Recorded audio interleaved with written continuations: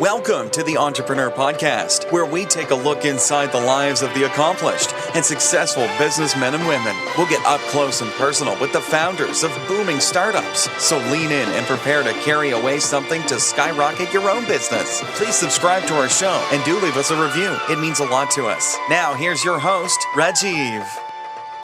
Hey listeners, welcome to the Entrepreneur Talk Show. I am your host Rajiv Unikrishnan, and this is the show where we talk about entrepreneurship and speak to great founders, entrepreneurs, and investors. Today we have with us Devendra Agarwal, co-founder at InstaOffice and Dexter Capital. Welcome, Dev. Thanks, Dev. Rajiv. Thanks for inviting me. Yeah. So, just a brief. Devendra is the founder and CEO of Dexter Capital Advisors, a Delhi-based boutique investment bank, which is committed to assisting entrepreneurs in Tier 2 and 3 cities of India to raise capital for their ventures. Before this, Devendra worked as a CFO for Resonance Edu Ventures in Rajasthan, and before that at Olympus Capital, Care Capital, and Texas Instruments. Again, welcome, Dave. Welcome to the show. Do let me know the intro was okay, and do let us know what's going on in your world today. Rajiv, just one correction. That's our mistake. So when we started building Dexter, Yes. at that time our focus was to help entrepreneurs in Tier 2, Tier 3 city, as well as early stage entrepreneurs. Okay. Now that focus has shifted. So now at that time we were only like in Jaipur. Now we are like 4 offices: Delhi, Bombay, Bangalore, Jaipur. Excellent. So we still help entrepreneurs in Tier 2, Tier city, but focus-wise now we are completely pan-India. On Taiwan. We're stage agnostic, as well as sector agnostic, also region agnostic. So stage agnostic also. Okay. Stage agnostic. Great. So in all three now we are like a almost full service investment bank. Okay, great. So before we get into business, first I want to know, is any passions outside of work? Do you get time to pursue anything? Pursue anything in the sense outside the Outside two of venture I run? work. Outside of business. So actually you asked a very relevant question, and I do struggle to do outside anything of the work. Uh-huh. There are like 2-3 passions I have. One is like sort of mentor or help people, Okay. which I anyway do, and it's not you can consider it's partly part of work because in banking, Correct. while you make fee after when you advise your clients based on this thing, but if you let's say even help people, it allows to maintain the relationship. It allows to build that positive word of mouth, which ultimately helps us. Correct. So that's something I'm able to do still. The only sort of thing which is the work-life balance. I'm like strong proponent of having work-life balance. Okay, great. And even like one time I written that people say like when people become entrepreneur, they should forget, like their family should forget about them, their friends should forget about them. I like totally don't. I'm not follower of that. So Okay. I believe you need to have a balance while you become an entrepreneur. Whatever you do, you need to be always around your family. So whatever you do, family is always first, and then you should be available for family, friends, etc. Great. So I try to do that, but yes, the various commitments you have with the various people, right? Your people, your employee, your client. So it does affect that, and that's the you can say only small regret of having that. Sometimes I'm not able to spend time with my kids because in entrepreneurship is almost 7 days working. There's like no holiday. Absolutely, yes. So that becomes a challenge. So those are the things which you have. Otherwise, Okay. Otherwise, So Dexter started first, then InstaOffice, correct? yes. So Dexter started 3 years back. Okay. In 2000, like early 2013, when I started Dexter Capital, and it's pretty interesting how I started Dexter. So I was working in Resonance, Uh-huh. and my daughter Aditi was born on 2nd December 2012, Okay. and I wanted to become an entrepreneur. You can say from 2006. Okay. Even in 2008, I tried my hand on entrepreneurship. I started a small food venture then. So when I came to Jaipur from Kota, I saw my daughter, and that time I decided now it's time to start. And that's where like, you can start at Dexter. My official company incorporation date is 6 March 2013. Okay. But I started working from, you can say, January itself. And my ex-boss or founder of Resonance, Mr. R.K. Verma, was kind enough to allow me to shift to Jaipur and start working on that. So I did that, and from there you can say the journey of the Dexter started. So typically it's not that I formed the team, it's just like I always felt to become an entrepreneur, and after I saw her face I thought okay, now I can't spend time away with her. Best time to spend time with her is I do something on my own where I can choose my location. That was Jaipur, Yeah. and I do that and also build a venture. Excellent. And so what would the vision be for Dexter Capital today? So if I talk about today, our vision in the beginning and vision today remains same, Okay. and it's slightly tough to even say that. To help entrepreneur, especially the entrepreneur who are taking advice first time, and help to the, you can say, fullest extent, and always give right advice. So honestly, if I talk about let's say 5 year back, or if I talk about 6 year back, I actually used to hate this term instant banking, Okay. and I used to find that typical, and I'm probably still aligned with that term, with that definition. The reason I used to do that, because typically people I saw around me, they would very focused on getting closure done, and they would go, like, say, tell things which are not right, etc. And that's something I never liked. Then I went back to when I was working in Resonance. We were actually using Instant Bank, and I found the advice given by typical Instant Bank is quite poor. Yep. Poor in the sense that an Instant Bank typically would know, let's say 20 things, and if he has to do his job, he probably needs to guide the entrepreneur. Okay, ABC. These are things you should know. These are things you should choose, and then decision should rest with the entrepreneur. Yes, correct. So the advice has to be complete. Even the practical commercial aspect of advice should be built in. Then even the practical sort of aspect of advice, in the sense that if we do this, deal may close or may not close. Deal may close, but then you run this risk of having this investor on board, which you may not be comfortable working with. Got Even it. that element has to be built in. Decision should rest with the entrepreneur. Typically, I saw that doesn't happen. People typically do, you can say, only 20% of the work, and their focus is deal closure. Their focus is like, even if you get, let's say, one term sheet, then immediately, let's say, go after that, push the entrepreneur, close it, don't even guide him the terms. Correct. Which is something I literally hated. And that time I decided, okay, I always thought I should find a problem which I should solve. Now this is a problem, and I already got noticed it. this stuff, Yeah. so I should solve this. Okay. So a typical entrepreneur solving a problem, but as a investor. Yeah, as an Yeah. instant banker, or so that's where we even call ourselves advisor than instant banker typically in our discussion with our clients. Okay. And with that spirit we work, and all the clients we work with, like, anybody can check. Anybody, not like I don't even, let's say, name 3 references. Anybody can check with any client we work with whether the transaction got closed or not. One thing anybody would find consistent is that whatever happens, we will always provide right. Whether deal closed, not doesn't close, it doesn't matter we make revenue or not. We'll always try to ensure that we provide absolutely best advice for them. Okay, great. So you're a member of TIE Charter and also angel investor, I think companies like Rubik and Lifecare.in. Are these personal investments or through Dexter itself? Yeah. So one more thing. Anything I'm doing after 6 March 2013, even if from personal, will always be considered part of Dexter. Okay. The reason for that is, when you're building an organization, right? You are giving commitment to your people who have joined us, right? They're putting your career, they're putting their career online because they have faith in you. So whatever I do is, you can support Dexter. So out of the 3 companies we invested, or 3 or 4 companies we hold stake, 3 of them are from Dexter. In one of them it's personal. But it's personal because entrepreneur wanted it to be personal rather than Dexter. I always wanted it. Okay. Got it. So moving to,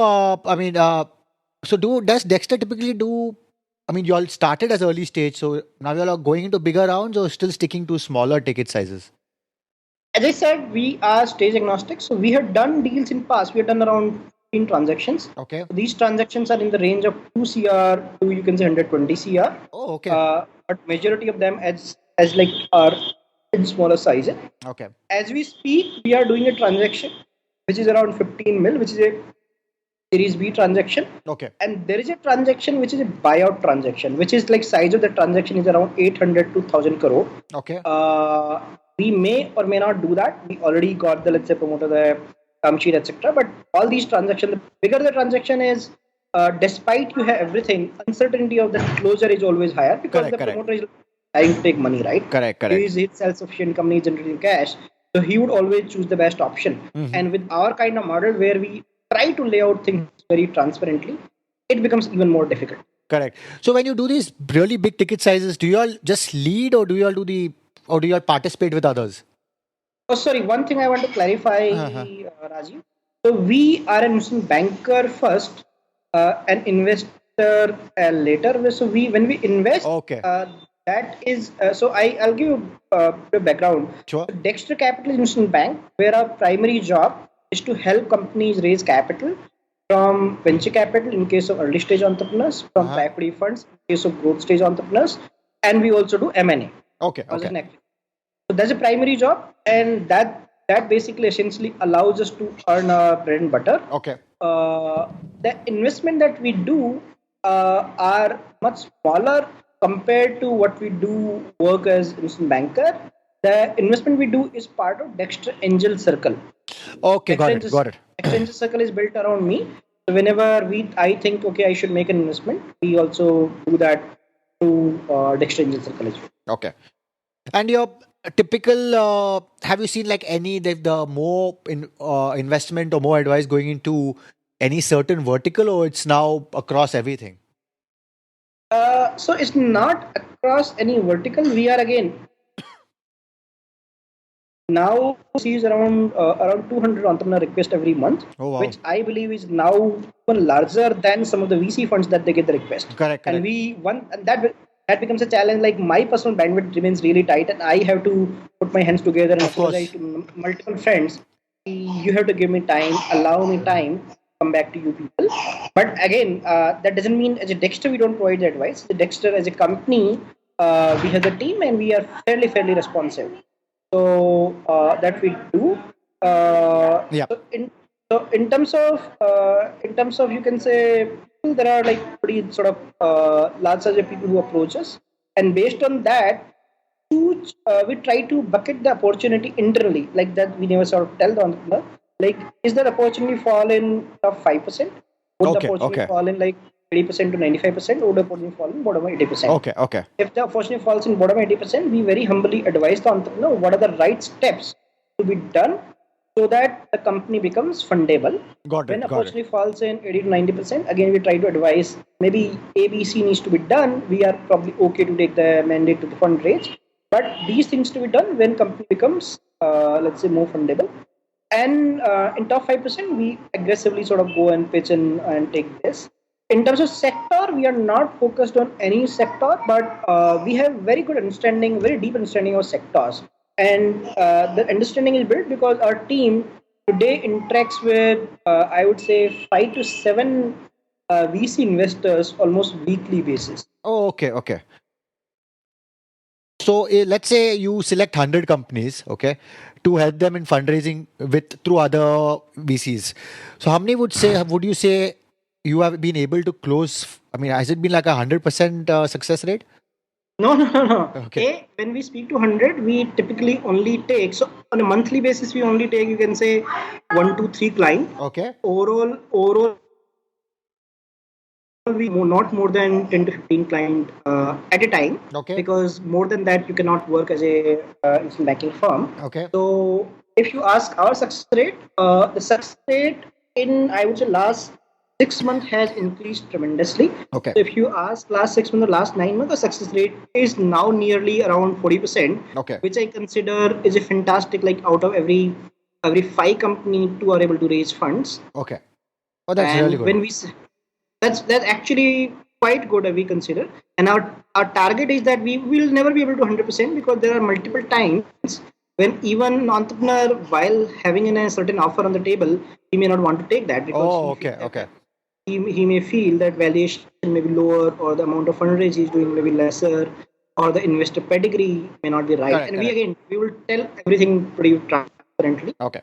It's up to the entrepreneur to choose what he wants to do. Okay. So we want to take the target to 60%, but currently there's a target. Overall, if you ask a broader question among the 100, as I said, among the 100, 80 to 85 company would not be company which are immediately fundable. Okay. Got it. They would take some time to build whatever weakness they have in their profile. Yeah. Remaining 15 would be fundable, but again, you would not be able to take them. So, and out of them, I would say, let's say 2 to 5 would be company which are fantastic. Okay. We should take that. Out of them, whatever we like and as long as entrepreneur is okay to work with us, we will take that. And rest of them, we sort of either try to advise or we connect with the investor. Okay. So you would normally take a fee if the fund is closed successfully, correct? Yes. So Okay. that the fee model is threefold. Okay. So there are three elements of the commercial. One is the success fee, which is our largest fee. Okay. There's a one small, you can say, fixed fee. Okay. The fixed fee, it varies. There's a commitment fee we take. The reason we take commitment fee is if we don't take commitment from the entrepreneur, sometimes we find the entrepreneur is not serious. And Got it. and so what happens, when you take a mandate, you put your heart into it, right? Yes, If of the course. entrepreneur is not serious, he would suddenly change his strategy. He'll say, okay, I'm not ready to raise capital, and he would suddenly stop the providing data. He would not come on the calls, etc., which affects our credibility in the investor community. Market, yes. So we want the entrepreneur also serious, and if he's not serious, he may think it through. We are happy to wait. We never sort of hurry the entrepreneur in terms of the fundraise. Correct. Never hurry the entrepreneur even to sign the mandates, right? Like a lot of time, investor put the term sheet out. They say, guys, you need to sign in 2 days. Again, I never understand that philosophy. I understand like they do that because entrepreneur term sheet should not be stopped. But again, you should never hurry anybody into, let's say, putting a pressure on the decision making. Yeah. Because that relationship never works. So that's how I would say typically things happen whenever we interact with entrepreneurs. Okay. And any VCs or angel investors who y'all kind of work more often with? I mean, y'all have your preference towards or who y'all work with really closely? So actually, we have pretty good relationship with all the VCs. Okay. And I can say you can define in three or four buckets. So there are angel investors who are professional angel investors, which are like Flipkart founders, Snapdeal founders, Correct. Rajul Garg, Alok, etc. So that's one set which will typically come in angel investing. Then there is a seed investors. Seed investors are investors who are typically investing anywhere between, let's say, 200K to mil. These are the funds like Parampara Capital, Kai Capital, Correct. Sixth Sense Venture. There are Your Nest Venture. There are, I would say, around 15 to 20 funds who do that. Some of them are more specific to sector. For example, Hive Data would only do data analytics. There are funds like who would only consider AI sort of ventures. So we have that fair bit of understanding who looks at what. So we sort of have that understanding. And second is standard VCs, which will do anywhere you can say between, let's say, typically 1 mil to 5 mil. These are again the standard VCs, IDG, Kalari, SAP, Sequoia, Matrix, all that. And post that, you have people who are doing, let's say, larger size. So, for example, a fund like NEA would never do a deal which is typically 1 mil or 2 mil, right? So, if an entrepreneur stays in a stage where he's only ready to take that size, while it could be fantastic opportunity for a fund like NEA, it may not happen because the guy doesn't want to invest. Correct. Because of size constraint. So we have a fairly, I would say, deep understanding, and that understanding is not just limited to me. Even the team has that deep understanding, the Dexter team. We ensure that whatever the opportunity that comes, we try to ensure that opportunity can be matched to the relevant funds based on the criteria. And the fund typically would have criteria in terms of fund size, like the deal size, what is the deal they want. Yeah, correct. Second is the sector preference, B2C versus B2B. In B2B, it becomes India versus US. So those are the preferences that typical funds have. We try to ensure that we match that. Okay. So, I mean, if someone were to come to you and, not for a fundraise, but rather say, like, find me, if I'm doing well, find me someone who can acquire me kind of thing. Will you help in such a situation? Of course, we do help. Okay. Whenever we come to that situation, we need to assess very carefully why that is happening. Okay. So, and there are 2-3 ways it will happen. A company could be completely distressed. In a distressed situation, we need to ensure that promoter expectation is pretty clear. And if company is not small, company not big, it has not raised large capital, we'll tell him that only possibility here is equity hire, which means that your team would get acquired. You may get some equity for the company you build, but there's very less possibility for getting any cash for you and your founders, for your team. Investors are unlikely to take money, so you need to have consent from your investor that they're okay with doing that. So that's this thing. Second opportunity could be where it's not distressed, But again, making a decent money would be hard. For Okay. example, company may have raised money, let's say 10 mil valuation, but when you go on the market and do the transaction may not have 10 mil. Transaction may happen, let's say 3 mil. So that kind of understanding we want to sort of give to entrepreneur. The third would be sweetest opportunity where a company is valuable is exiting because the entrepreneur feel the market is saturating, growth's not there, Got or it. there's Okay. something, right? So those are the standard M&A positions which we would be more kicked about, more excited about. And there we try to ensure the entrepreneur gets best value for the company, the investors get best value, etc. Everything happens. Okay. Got it. Okay. So moving to InstaOffice, I guess it would be logical for you as Dexter to help entrepreneurs also set up. So was that the idea? How it came up? Yes. So idea was that, but I'll tell you why we set it up is uh, Dexter was a small venture. It's still a small venture. Correct. So whenever I tried to take office space, I myself struggled a lot. Okay. And I would not name my competitors. When I took the offices, one of the challenges, they tell, okay, in X price, let's say 13,000 rupees, you'll get one seat. But when I read the contract, there's installation fee, there is a exit fee, there's a business continuity fee. Now these are things you don't like, right? Because we are small time entrepreneur. Every 10% increase in the budget affects us. So I saw the challenge that there are tons of people who are out there. But if I talk about business center, there is certain issue that needs to be solved. If I talk about co-working spaces, there are certain issue that needs to be solved. So that's where I was always willing to sort of dive into this, and especially with the help of Dexter, with our network with investors, etc.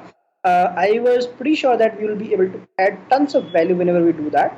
Thankfully, I found Vikas. Vikas, an old friend. We both come from Jaipur. Okay. And fantastic individual, very very high integrity person. So I had sort of no doubts that this relationship will work. But how it will start is like Vikas was also running a business center earlier. In sector 16A, and he was another venture in travel space. He came to me as a friend. You come to your friends, right? Correct. And there we don't charge any fee. Boss, these two things I'm doing. What should I do? I analyzed both of them. I said, the travel one has more potential. Maybe you should raise fund for that. And we actually got him the term sheet from pretty reputed investors, close to Mill. Unfortunately, what happened is that the co-founder was not willing to dilute stake. And at that time, as a philosophy is that we would be pretty transparent to the people.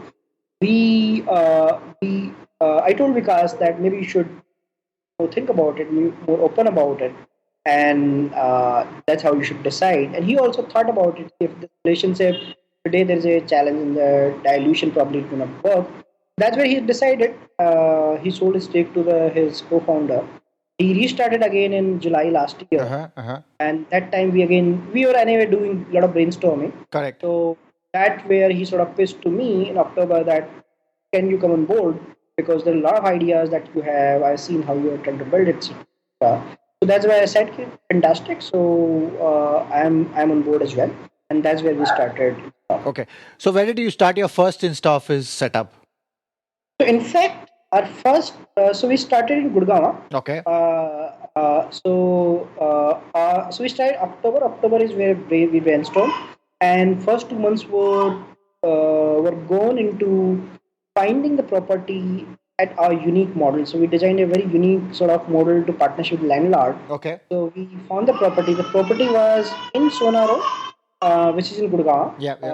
So we found the property, and then for next 2 months we sort of built that, and in February second week we started that property. So first property was started in Gurgaon, and in fact we now have 5 landlords on board, and all of that is in Gurgaon only. Okay. But so this is like only 4-month-old journey. We started correct. Like Feb. So sorry, not 4 months, like 6 months. We started in February. Now it's like August. 6 months. We now have five properties at 4 locations. But we hope that we would be having around 10 to 12 properties by March end, and we would be one of the leaders in Delhi NCR. Oh, excellent. Yeah, that's damn good. So, I mean, typically, how is this different from, let's say, a co-working space? I mean, it'll be similar, right? Actually, we do both. So Okay. we do. So for us, both are separate products. So we do business centers. So business center Okay. would be more like a Regis or more like Okay. Vatica Okay. business Got it. Got center it. Yeah. into Yeah. Bridge of Quest. And we also do co-working. So we do both. Among the 5 property we have, 3 are business centers. 2 are co-working offices. So Gold Coast Road property we have where Ixigo Alok Vajpayee is our landlord. Okay. That one is a co-working space. The Sector 32 where Tisara Group is our landlord partner. That one is also a co-working space. The Sona Road we have 2 property, both are business center. Nirvana Courtyard, the property we have, that's also business center. Oh, damn. Excellent. Yeah. So, moving to just a standard general questions on the startup scenario, the tech scene. So, you have been doing this for many years now, I would say almost from 2000. So, I mean, in your view, could you briefly describe the scene in, like, let's say 2000 and fast forwarding to today? What would you say is the biggest change that has happened? Yeah, I would correct you. So I was actually a student in 2000. I Okay. was giving the exam, 12th, and I got into IIT in 2001. Okay. So while I'm aware of the scenario starting from 2000, so I should be able to comment on that. Yes. If you're asking how the ecosystem has changed, if you ask about 2000, so you can, let's say, take buckets. Correct. 2000, 2007, 7 to sort of, let's say, 2011, Yep. and 2011 to time till today. Correct. So from 2000, you can say our economy was just liberalized. We had like just 9 years of that leeway. Correct. And startup as a word probably was not known. Entrepreneurship was as a word was probably not in fashion. Correct. People used to be entrepreneur in India always, right? Like my father runs a small shop. But it's not a standard definition of entrepreneur or standard definition of startup, right? Because you are not trying to achieve scale, you don't have large vision, you're not trying to disrupt something. So that way it existed, but we do not have that sense of entrepreneur. And the entrepreneur we had were people like Sanjeev Hikchandani of Naukri, or Alok Mittal of JobsAhead.com. So these are the people we had, and these are the people who, because of their own passion and probably the pedigree they had from, let's say, IIT, IIM, or the problem they wanted to solve. For example, VS Money from Just Dial. We did not have, let's say, IITM background, but still wanted to solve a problem. These are the people who are trying to build venture. At that time, building a venture was hard. Capital was not easily available. Even the support system was not there. Absolutely. From the you can say mentorship system, or you can say even the family support was not there. So as Alok Kejriwal sort of has written, right? He went to ask advice from multiple people, and then he sort of sought the advice.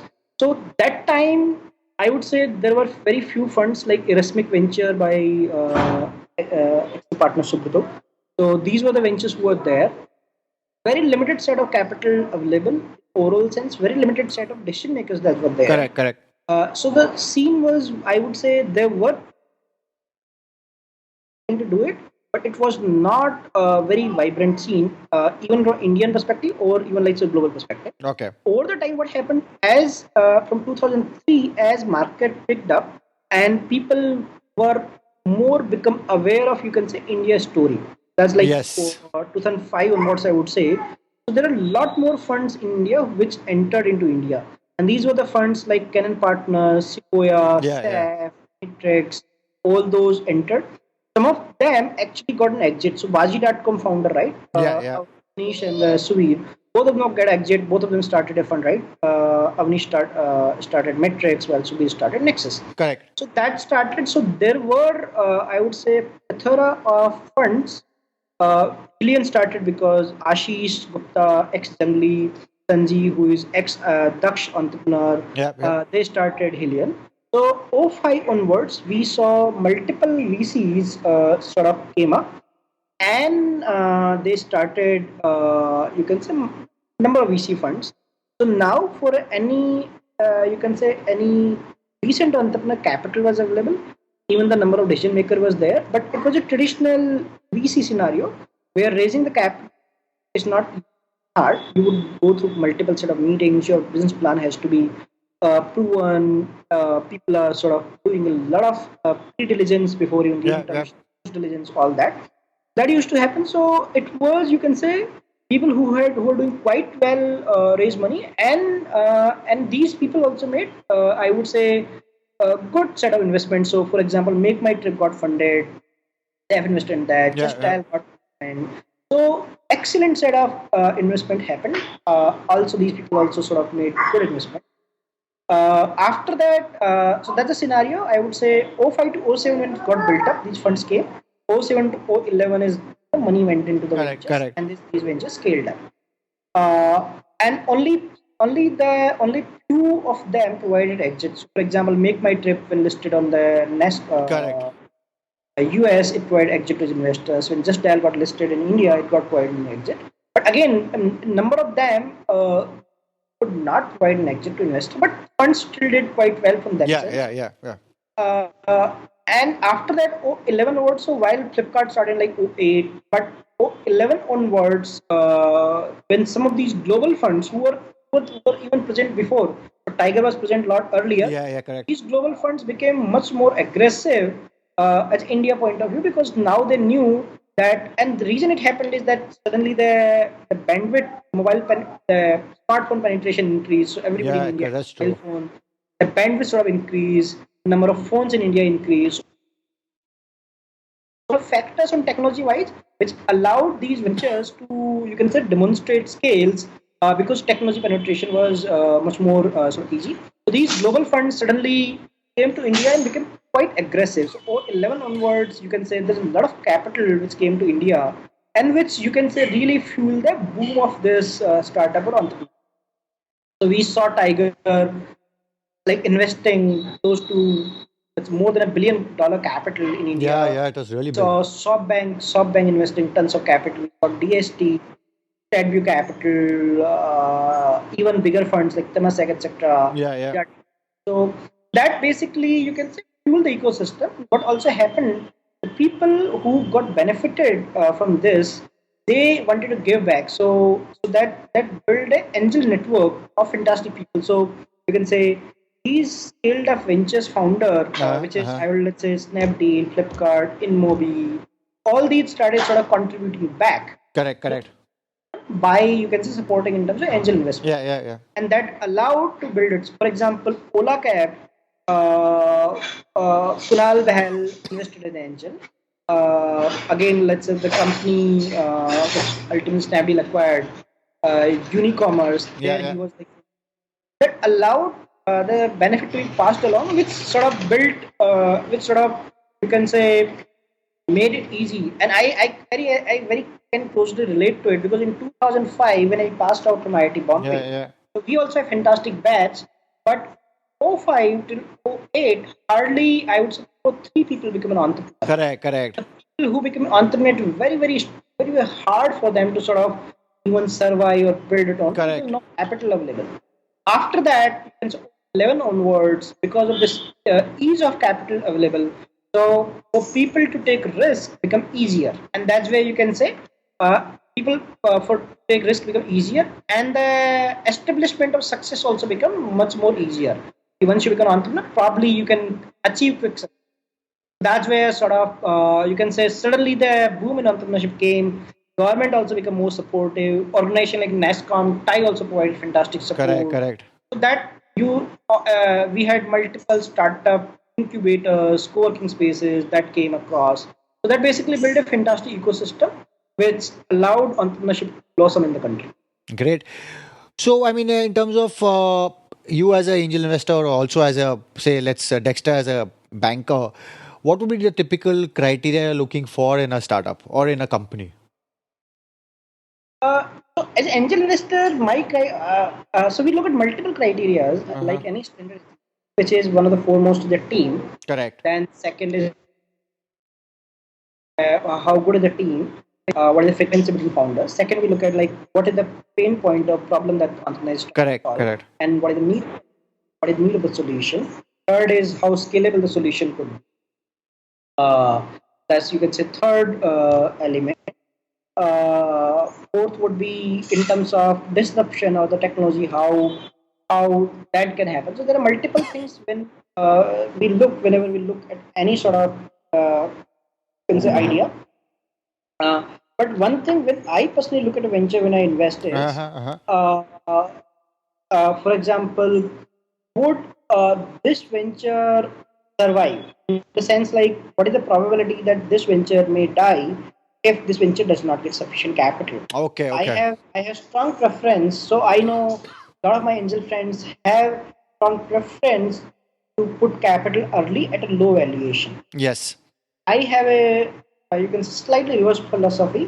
I would typically want to participate when entrepreneur has sufficient capital available on the table, which would allow him, you can say, a runway of Correct. Yeah. Got but it. even fantastic entrepreneurs, we don't have sufficient capital, and by because any region, if they can't get the capital, it becomes very difficult for them to see their venture seeing the light of the day. And as an angel investor, so the people who are investing, they are not the professional investors. These are, you can say, family and friends who are investing along with me. Correct. And yeah, when you are working, doing anything with the family, friends, relatives, if you do well, it's fantastic. If you don't do well, things come back to you, right? So I have a high responsibility that I don't lose money for them. So I try to ensure that the venture I'm investing, they should sort of survive, and that's where investment that we have done from Dexter Angel Circle is only say, three, not more than that. Okay. Because we wanted to very focus that we don't want. So, for example, I'll give you an example. Uh, very fantastic venture, which is, let's say, more app based, but monetization may not be clear for let's say next year. While I would be very personally excited about it, and I may want to sort of even put the capital, but I would not do that because if the venture does not put capital at the right time, it may die. Correct. The philosophy we have from the Dexter Engine Circle perspective. Second thing is we want a mix of, you can say, domain experience, either domain experience or passion. Okay. One of them should be there at least with one of the founding members. Okay. So while I see a lot of young founders have been funded, but we want to see that at least somebody have either strong domain experience or passion, because one of these two things needs to be there. Ensure that venture does not try too many things. Venture is actually able to, you can say, once money invested, capital going in right action, rather than figuring out things. Correct. Got it. Great. So, I mean, there's so much money going towards, I mean, it was at least last year and also beginning of this year, money and investments going in India into tried and tested models. There was no like real innovation happening. I mean, what do you feel? Is that changing or will it take time to change? Yeah, so actually, what happens, we need to understand, like, while I have seen this story being given out, and even a lot of people putting fingers at the VC that you are not doing that, we need to understand it two or threefold. Any sort of support ecosystem builds over time. So if you look at China, right? In China, the amount of domestic capital available to investment is pretty huge. We see Chinese investors chasing Indian startup. Have we seen any Indian sort of startup or VC sort of chasing any pushing outside? Because the domestic capital is not available. If you not even available for equity, we're talking venture capital or private equity, right? So it's a domestic capital is not available. That's where the ability to take risk for people who are running venture capital, etc., becomes lesser. Second is when these people get fantastic exit, right? Either as an angel or you can say as a VC fund, the ability to take risk becomes much more larger. Correct.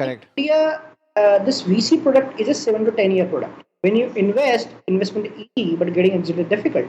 So it will take 7 to 10 years to get an exit, and we have to still see the cycle where multiple exit happens, right? I was seeing an article and that mentioned that Israeli startup gave, let's say, more than let's say $1 billion exit to the investor. In India, we have seen like you can literally count those exits on your fingers. Correct. Right? So that needs to happen for investors' ability to invest. Because first time, whenever anybody is venturing, right, he's very cautious. Boss, I'm investing. It should not happen that ultimately I don't make money. But once a venture has done that, their ability to take risk is much higher, and that's where you see more established fund like SAF, Sequoia, etc. They may be willing to bet much more capital and much more aggressively on the ventures which they feel sort of could change, and they did that. It's like they may have gone wrong, or some of their bets may not have succeeded. Correct. But actually, they try to take that. The one more thing that needs to happen is a lot of ventures which are built out. They become copy of what we are doing in the not happen. Our entrepreneurs should be able to think that okay, this opportunity is an Indian opportunity. We should try to solve it Indian way, and that I would say is the maturity of the system. Yeah. Over the time, it will develop. Over the time, entrepreneur would build solutions which are completely Indian. And fantastic example is Just Dial, right? Yeah, yeah. Just Dial is completely Indian solution. The guy built a solution based on his lot of experience, which is completely Indian, right? Correct. Dial is a listed company, profitable company, so that's a very Indianized solution. But when you try to copy things completely from there, it doesn't work because the cost of acquisition of customer is very high. Yeah, yeah. The customer profile is very different. The propensity to pay is very different.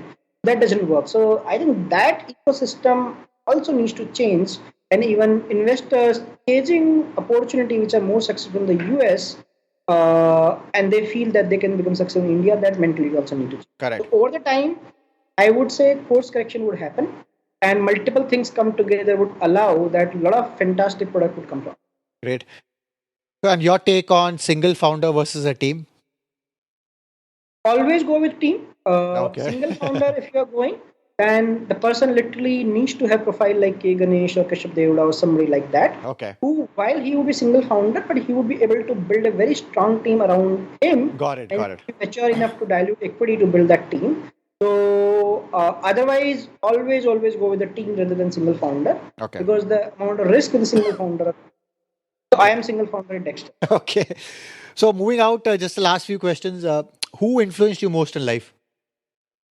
It's a very interesting question. So actually, I don't have single influencer all time. Correct. If you say the stages of life where I got influenced, if you see my childhood, it was you can say my mother in terms of hard work or being very very integral or being very honest or very candid, like she got it. You can say business sense. It was my father who sort of got it because before going to IIT JEE, I worked with my father for 7 years. Okay. And there he literally first 2 years he asked me, "Beta, ये customer है, आप उनके लिए चाय ले आइए." So my job was to bring the tea, serve it in the customer, collect their cups, and clean them. Then it's like my father was running a cloth shop, so correct.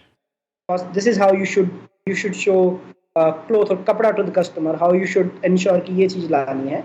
He trained me very specifically, and he was very disciplined in terms of finances. So every day when I used to go out to Putli to study, every day I used to take fix some of money. Before going home, I need to put it back and I need to write the hisab for that. Okay. Right? Okay. So that's the sort of discipline he if I talk about my education, so till 10th I was never serious about my education. Okay. If I got third rank or fifth rank in MT without any coaching. So he became an inspiration for me and allowed me you can say go to IIT. So I would say from 12 till I cleared IIT, it was my brother Dr. Manoj who was my inspiration. After that,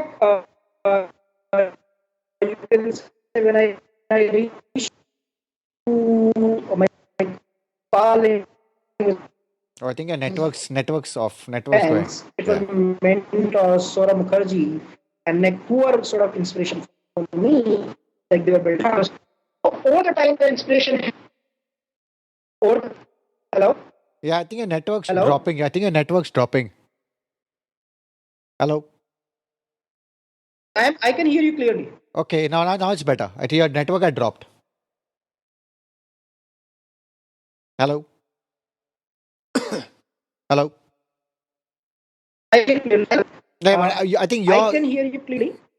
No, from your end, I think your network is failing. I think now it's become better. Hello? Okay. Yes, yes, now it's better. Yes, okay. Okay, great. So, and what would be the best advice that you have been given? Best advice I've been given is two things. Always pretty strong, always has super duper because execution is 95%. Has only Hello, again you broke. hello. You again broke. I saw that build a team Okay, have a super focus on execution okay. and have a razor sharp focus when you try to execute. Great, great. And finally, Devendra, any last piece of advice that you may have missed that you want to give our aspiring founders? I think my only piece of advice to aspiring founder is be very, very candid to yourself and everybody around you. That's one. And be extremely fair to people who are around you. Okay. So being candid allows you to identify multiple mistakes which you may be doing, Yep. which you can identify. And there's nobody who you don't need to go anywhere. If you think calmly, you can identify a lot of mistakes themselves. So, but it's a very hard thing to be quite candid. So that's my only advice I have. Great. And please let our listeners know how they can reach you and also Dexter Capital. They can reach me, my mobile, my email ID are Okay. on LinkedIn as well as on Dexter Capital website. All right. So I'm always reachable. InstaOffice, they do Google again. They will find my mobile. Okay. So I'm fairly reachable, and I get a lot of call. My request to my people who want to reach: don't use calls. Please use WhatsApp. I will always respond back. I rarely that I don't respond back, but please use WhatsApp rather than. Okay, got it. Again, Devendra, thanks for taking the time to talk to us and inspiring our listeners to start their own ventures. And all the very best with Dexter Capital. Thank you so much. Thank you so much, Radha. It was a pleasure to speak. Again, do visit dextercapital.in and do visit us at theasianentrepreneur.com to get the show notes. And please subscribe to our show on all the platforms and leave a review on your thoughts about the show. Thank you. Thank you for listening, and please subscribe to the show so you don't miss an episode. In the meantime, head over to theasianentrepreneur.com and check out show notes and other information to motivate you in your entrepreneurial endeavors.